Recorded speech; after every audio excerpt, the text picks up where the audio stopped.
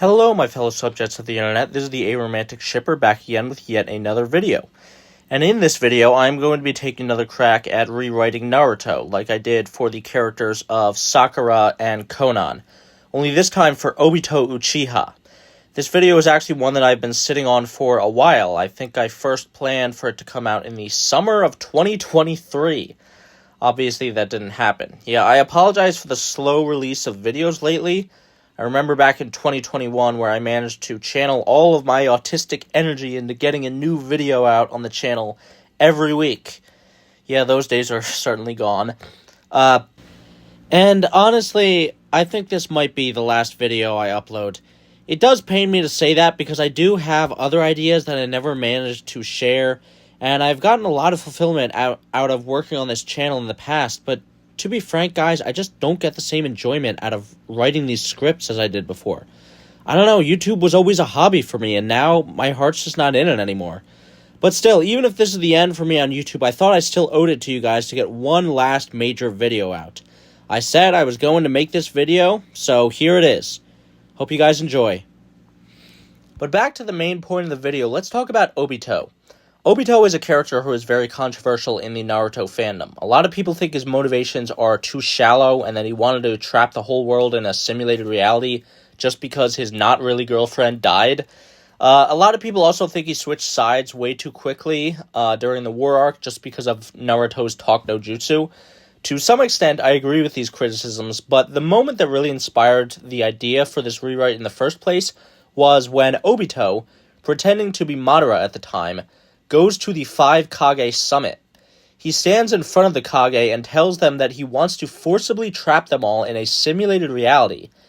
And then when they refuse to go along with it, he declares the 4th Great Ninja War. This was an incredibly confusing decision. There was literally no reason for Obito to do this. Did he seriously think that the Kage would just throw their hands up and say, "Yeah, being trapped forever in a simulation sounds great"? Obito gained absolutely nothing from showing up and telling them his plan or declaring war.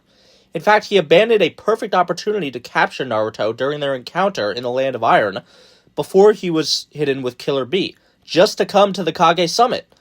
Doing so didn't make capturing Naruto or Bee any easier.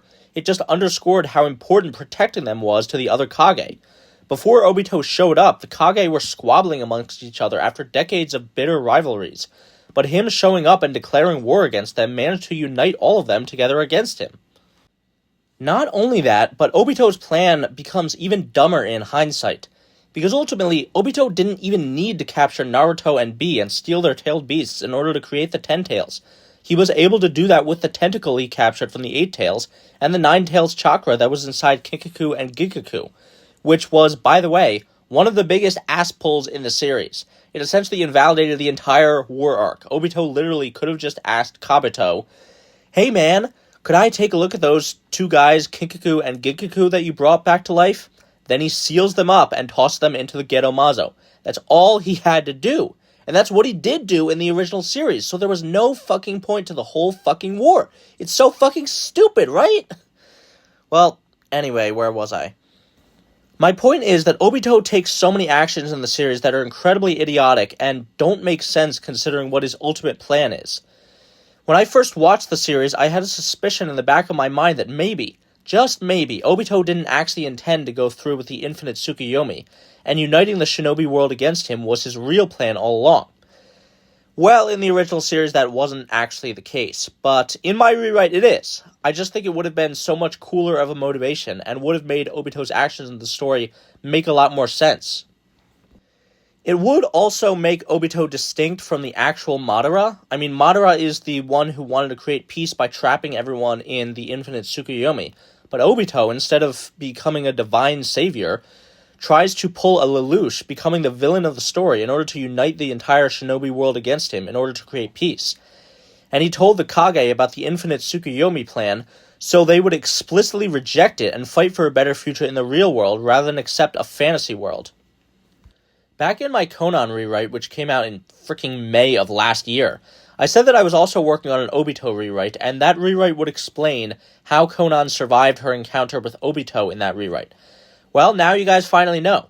Unlike in the original series, Obito, at the time calling himself Madara, intentionally spares Konan. It's consistent with his goals of creating peace by uniting the shinobi world against him. Obito doesn't want a vulnerable and leaderless Amakagure after Nagato's death. He wants an Amakagure that will fight with the great ninja villages to take him down, which is exactly what happens. I would also be changing another major aspect of the story, which is Kabuto's relationship to Obito. This whole aspect of the story always seemed incredibly contrived and half-baked.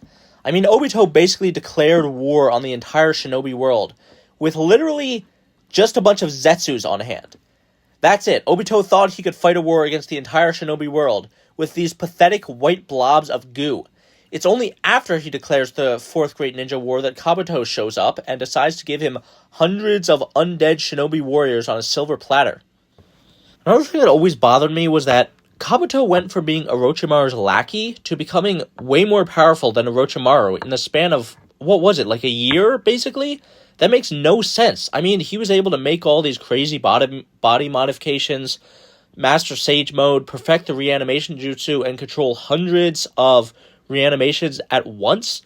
Things Orochimaru couldn't do after studying for decades? How is Kabuto able to do it so quickly? Well, in my rewrite, there is an answer. You see, after Sasuke killed Orochimaru, Obito didn't just leave Kabuto wandering around.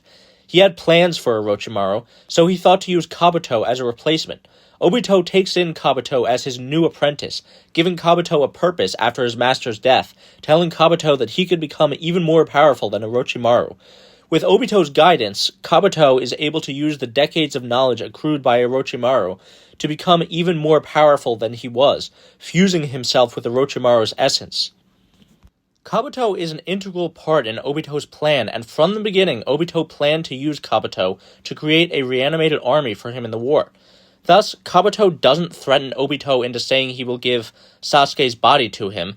Instead, Obito voluntarily promises that after the war is over, he will give him Sasuke's body. Also, Kabuto doesn't reveal to Obito that he has the real Madara's body, so Obito still thinks he has Kabuto wrapped around his little finger. In reality, Black Zetsu suspects that Obito is veering away from Madara's plan and making up his own, so Black Zetsu secretly reveals to Kabuto, without Obito's knowledge, that the real Madara is dead. Black Zetsu is the one who gives Kabuto Madara's DNA so that he can be revived with the Edo Tensei, assuring that he can make sure Obito doesn't betray him. Black Zetsu promises Kabuto that the real Madara will be in immense gratitude towards him. However, amongst this web of betrayal, Obito also plans to betray Kabuto, and does not plan to give him Sasuke's body. You see, in the original series, Obito kind of just let Sasuke do his own devices, and while on his way to kill Naruto, Sasuke just happens to bump into Itachi. How very convenient. But in this rewritten version of the story, things don't just happen as coincidence. Obito is playing 4D chess, and he has a plan for Sasuke. You see, Obito plans to attack Konoha with the reanimated pain a second time as a trap to lure Naruto in. He tells Kabuto to send Itachi as well, so the two of them can gang up on Naruto and he won't stand a chance. This is the context to my Konan rewrite, where I had Konan facing off against Nagato. Konan actually brought her shinobi to protect the Leaf Village in the war against Nagato this time, rather than help him attack it. See, this is something else that kind of bothered me in the original series, too. Why was the whole war basically just carried out in the middle of nowhere? Real wars are not just armies meeting each other in an open field. There is a context. There is territory changing hands. There is the other side trying to capture the enemy's capital and other strategic locations, which means that there need to be garrisons left behind to defend. We should see more of that in the series. Anyway, in my rewrite, Naruto does show up back in Konoha after he realizes it is being attacked by Nagato once again, and Kabuto does try to betray Obito by using Nagato to steal the Nine Tails, but Obito had a plan the entire time. You see, Obito knew that Itachi made Naruto swallow the crow that had Shisui's left eye in it, and that he planned to put Sasuke under the Kodomatsukami Genjutsu to make him protect Konoha again. Which means Obito knew that when Naruto confronted Itachi at the Leaf Village, the crow would activate and use Shisui's Kodomatsukami on Itachi at the site of his Mangekyo Sharingan. How did Obito know this? because Obito has Shisui's right eye. Yeah, here is where I'm actually going to be fixing a pretty major plot hole that was in the original series. You see, the Mangekyo Sharingan is supposed to induce blindness in its user the more it is used. The only way to prevent inevitable blindness is by transplanting the eyes of another Uchiha with strong blood ties, which will create the eternal Mangekyo Sharingan. But as far as we know in the original story, Obito never did that, and yet he uses his Mangekyo all the time with no blindness. So what gives? Well, in my rewrite, Obito is not simply an orphan with no family. Obito is an orphan, but he also has a brother who also fought in the Third Great Shinobi War. A brother who was much more talented than him, and whom he resented. And that brother's name was Shisui Uchiha. Rather than Shisui's right eye being taken by Danzo, which Danzo doesn't even end up using for anything important in the series, it is Obito, pretending to be Madara, who steals it. Obito needs it to create his eternal Mangekyo Sharingan, but can't bring himself to kill his own brother, with Shisui ultimately committing suicide like he did in the original series. Because Obito now has Shisui's right eye, he is now able to see out of Shisui's left eye, which Itachi has. It's just like how Obito was still able to see out of the left Sharingan that he gave Kakashi, even though the two had been separated. That's how Obito knew what Itachi was doing with Shisui's left eye, and how he planned to use Kodo Matsukami on Sasuke if he ever turned against Konoha. So Obito planned for the reanimated Itachi to meet Naruto so that Shisui's left eye would activate and order him to protect Konoha. After the battle with Naruto, Itachi goes off to track down Kabuto to make him release the Genjutsu. It is then that Obito sends Sasuke in the exact same direction Itachi is coming from, telling him that Naruto is in that direction. However, Sasuke, of course, bumps into Itachi, not as a matter of coincidence, but in a pre-planned effort by Obito to get the two to meet up. Obito planned for Sasuke to meet his reanimated brother in the hopes that Itachi could convince Sasuke to let go of his hatred, and he didn't want Sasuke to be forced to change sides due to the Kodo Matsukami, because like I said before, Obito's whole thing is that he doesn't want to take away people's choice with Genjutsu. He wants to create the conditions for people to choose peace rather than blood. So ultimately, just like in the original series, Sasuke and Itachi meet up to take down Kabuto. But of course, just like in the original series, Kabuto has an ace up his sleeve. He revives the real Madara to the surprise of everyone, including Obito, who wonders how Kabuto knew that Madara had been dead the whole time. From that point, the story largely plays out the same way it did in the original series. The real Madara faces off against the Shinobi Alliance and wrecks their shit. Then he begins facing off against the 5 Kage. Itachi and Sasuke face off against Kabuto and ultimately get him to release the Edo Tensei, but Madara is able to counteract the release and continue to maintain his reanimated body in the living world. Meanwhile, the masked Obito confronts Naruto, Bee, Guy, and Kakashi in order to capture the 8 Tails and 9 Tails. Ultimately, the fight plays out like it did in the original series, and the mask is broken, with Obito revealing himself. After Madara finishes off the 5 Kage, he comes over to help Obito seal the 2 final tailed beasts. After the two meet up again, there is an added bit of dialogue. Madara calls out Obito for how badly he messed up the plan. "What have you done, Obito? The plan was to capture the Jinchuriki discreetly and work to undermine the 5 great shinobi villages and keep them divided. You managed to do the opposite. And what happened to the boy I implanted my Rinnegan into? Only I can handle the power of the 10 Tails, and I need a living body to become the Jinchuriki. I never should have left this plan to the likes of you."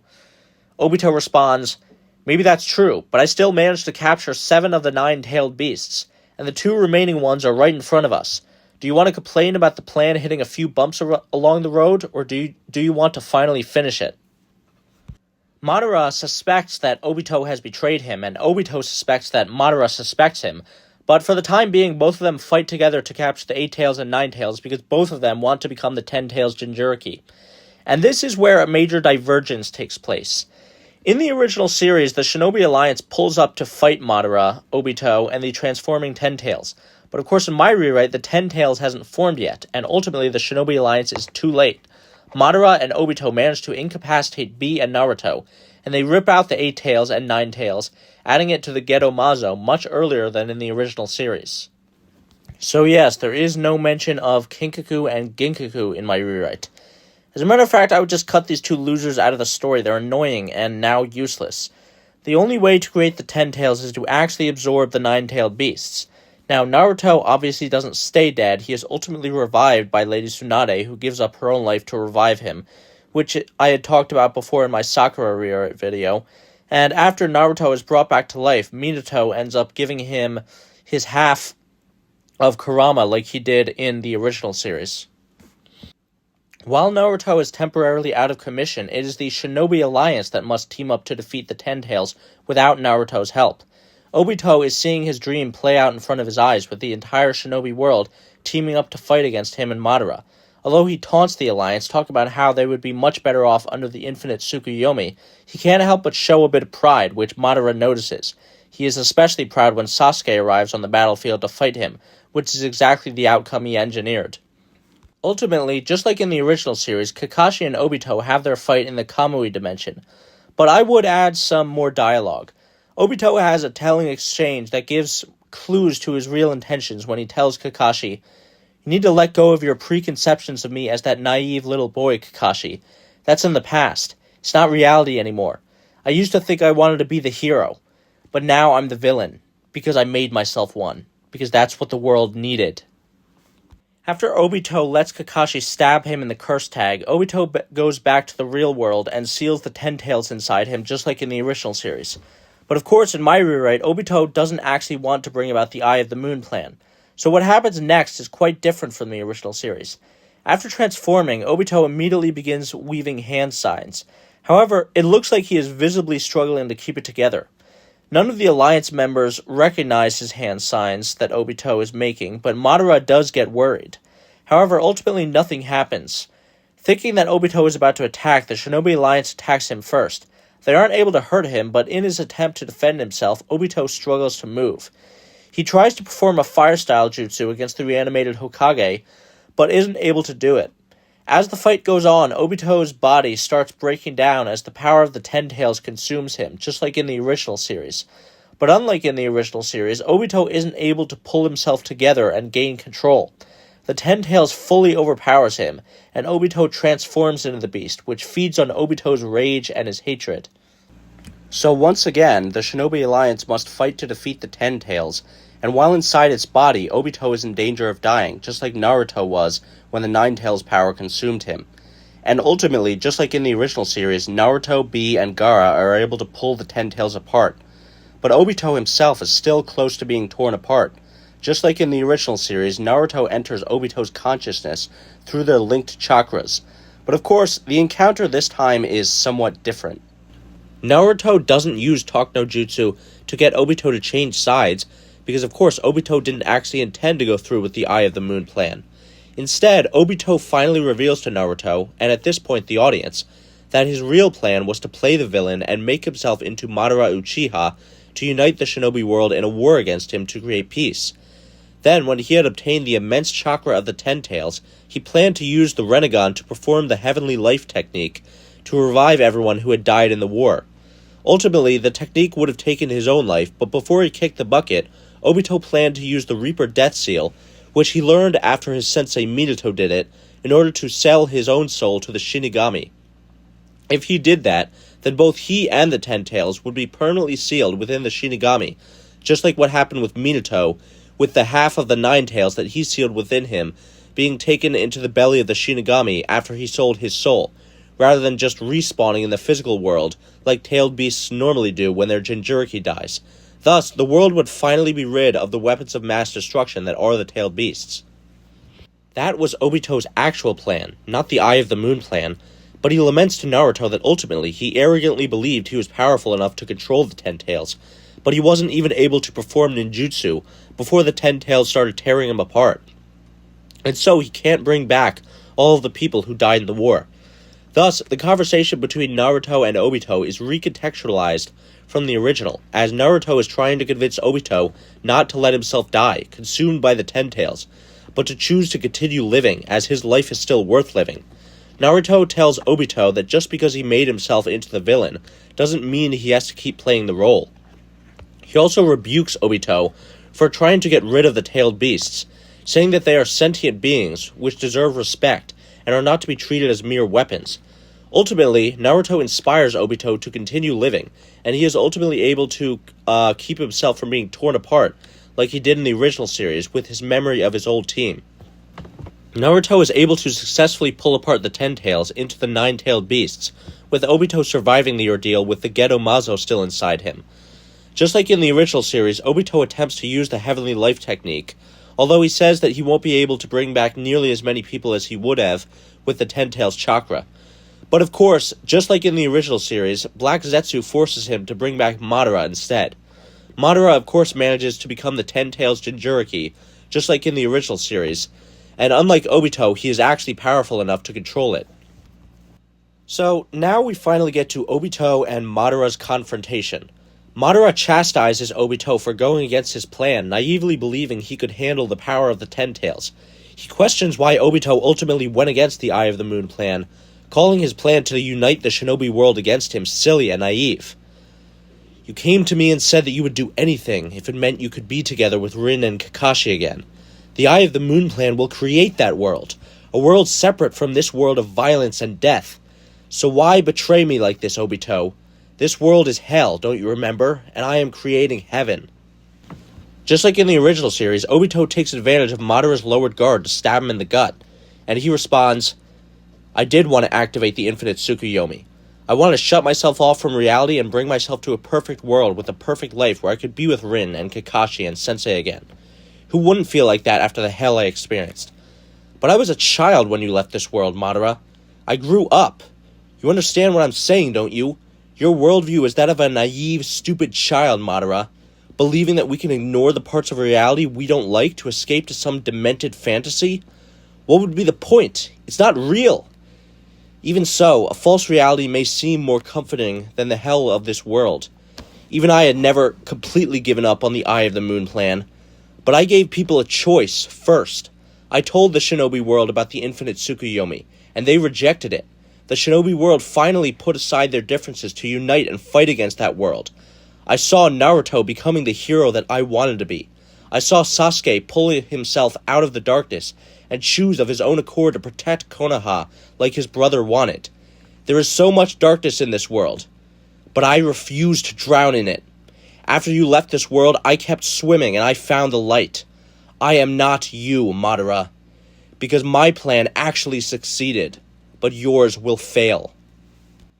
With this speech, Obito makes clear to the audience that Rin's death ultimately did not define him, unlike how in the original series it kind of came off a bit like Obito's entire motivations basically just boiled down to wanting to get with a 13-year-old girl again. And it is an extra fuck you to Madara, given that Madara orchestrated Rin's death, but ultimately that still didn't end up making Obito into his puppet. And the thing that I really like about this rewritten version of Obito is that he's the villain because he intentionally made himself the villain, and ultimately his plan did succeed. Instead of Obito looking foolish and incompetent for accidentally uniting the entire shinobi world against him like in the original series, in my rewrite, everything went according to plan, at least until things went awry when he tried to become the Ten Tails and use the Heavenly Life technique, but that was more about him underestimating his physical strength rather than an issue of the mechanics of his plan. Instead of giving up on everything he believed in just because Naruto gave a 10-minute speech to him, Obito turning against Madara and trying to stop the infinite Tsukuyomi feels completely natural because he didn't want to go through with it in the first place. This change to Obito, in combination with the change that I made to Nagato back in my Conan rewrite, makes Talk no Jutsu feel less convenient and less overused than it was in the original series. Moving on, in the original series, there was that weird plot hole with Madara using Kakashi's Sharingan to go into the Kamui dimension to take back his Rinnegan that Obito had, even though that was a total asspull because Kakashi's Sharingan didn't have that ability. Seriously, there were so many freaking inconsistencies and asspulls in this final arc. I've tried to fix a number of them in this rewrite, but if I tried to go through all of them, I'd be here all day. I'm just going to try stick to talking about Obito in this rewrite. The point is that scene where Sakura is for some reason taking forever to destroy the Rinnegan in the Kamui dimension before Madara shows up never happens in my rewrite. Instead, Black Zetsu just, suppresses Obito's chakra to the point where he can't use Kamui, and Madara is able to take back the Rinnegan Obito has in the physical world more easily. And moving on from there, in my rewrite, Obito's final fight with Team 7 is actually against Madara. Yes, I'm of the opinion that a lot of people have, that Madara should have been the final villain. I know I said before I wasn't going to try to fix every problem with the final arc, but Black Zetsu betraying Madara was possibly the biggest ass pull of the entire series. We literally saw Madara create Black Zetsu on screen in a flashback. The idea that Black Zetsu was secretly Kaguya's minion the whole time and orchestrated everything to bring her back to life and was able to kill Madara in 2 seconds when the entire Shinobi Alliance couldn't do it over the course of 100 episodes? No, that's ridiculous! Ugh! I'm sorry, I'm not letting this stand. In my rewrite, Black Zetsu is Madara's pawn, not Kaguya's. And he doesn't have Biju-level power that he can just solo Ten Tails Madara with. There wasn't even a real reason for Kishimoto to replace Madara with Kaguya in the first place. At least not that I could see. I mean, Kaguya has different abilities than Ten Tails Madara, so the fight against Team 7 would be different. But if anything, that would have honestly made the fight better, since Madara is a more tactical fighter than Kaguya, and he is more entertaining, more interesting, and had a way more build-up and connection to the story than Kaguya did. By comparison to Madara, Kaguya is a useless waste of oxygen. Enough said. And for the purposes of this video, it would be far more impactful for Obito to fight alongside Team 7 against his old master than against Kaguya. So there, it does relate to Obito, so it's fair game for me to change in this video. Anyway, as the fight against Madara progresses, I really feel like Obito should have gotten a chance to talk with his pupil Sasuke, unlike how that connection wasn't really exploited to its full potential in the original series. Obito congratulates Sasuke on how incredibly powerful he has become, and that he didn't really want Sasuke to destroy Konoha. He honestly wasn't really sure what Sasuke would do after he told him the truth about Itachi, which is why he orchestrated the meeting with Sasuke and the reanimated Itachi. Obito still isn't totally sure of Sasuke's intentions, so he tries to ascertain what he ultimately wants to do after the defeat of Madara. Sasuke is evasive and instead asks Obito what he intends to do. Obito says he is a dead man walking and just wants to stop the infinite Tsukuyomi. He expresses remorse about how he killed so many people to bring about his plan, including helping Itachi carry out the slaughter of the Uchiha clan, and questions if it was all worth it in the end, for the goal of uniting the world against him. But Sasuke tells Obito that it was worth it, and he won't let it all be in vain after Obito is gone. However, just like in the original series, Obito dies saving Naruto, telling him to hold on to his ninja way, and places his faith in a better world with him, rather than with Sasuke. But unlike in the original series, Obito doesn't make it to the afterlife to see Rin. Even though I changed Obito's motivations in my rewrite to have him trying to unite the world against him, like he himself said, Obito is still the villain, and he killed a lot of people. Even if he had good intentions, I really don't like this trope in fiction where, characters who do horrible things get to go to heaven just because they had one final redemptive act at the end of their life. I didn't think it was earned for Obito in the original series, and I would not keep it in my rewrite. We don't get to see a perfect happy ending where Obito reunites with Rin in the afterlife. Obito's happy ending is the world he left behind, that he helped create through his own actions, even if he will never be known as the hero in the end. Also, Obito doesn't come back from the dead to give Kakashi the power to use the full Mangekyo Sharingan Susanoo, because that was absolutely ridiculous. And since Madara never stole Kakashi's eye to bullshit his way into the Kamui dimension, Kakashi would still have that ability to use in the final fight, one last time before it ends up going blind. Finally, I want to talk about one more thing before I end this video. You know how at the end of the original series, Sasuke proclaimed that he wanted to get rid of the tailed beasts and unite the world in their hatred against him? Now, where does that sound familiar? Oh right, it's exactly what Obito's plan was. So, like I mentioned before with the conversation between Obito and Sasuke, in my rewritten version of the series, Sasuke's ultimate plan that he fights Naruto to the death over is given much more context because Sasuke is not just taking after his brother Itachi and what he did, but he is directly copying his former mentor Obito's plan. I think it would be a really nice way to make Obito's relationship with Sasuke still matter even at the end, with Sasuke telling Naruto that ultimately Obito's plan worked, but that it would only be temporary and he had to step in and fill Obito's shoes as the villain of the story, so that the ninja villages don't simply return to warring with each other again. which would make for a very nice battle of ideas between Sasuke and Naruto in their final fight, both of whom believe they are the ones carrying on Obito's dream. Naruto with the more optimistic and idealistic side of Obito, while Sasuke with the more pessimistic and ruthless side of Obito. So, yeah, that was maybe my final video on this channel, rewriting Obito Uchiha. Let me know what you guys thought of it in the comments. Do you think this version of Obito would have been a more interesting and consistent character? Are there things you would have added to my rewrite, or maybe subtracted? Are there problems for the story this rewrite would have created that I overlooked? I mean, yeah, there probably are some, so, leave your comments down below. And, sincerely, thank you to all of my subscribers who have supported this channel. So, maybe forever this time. Goodbye.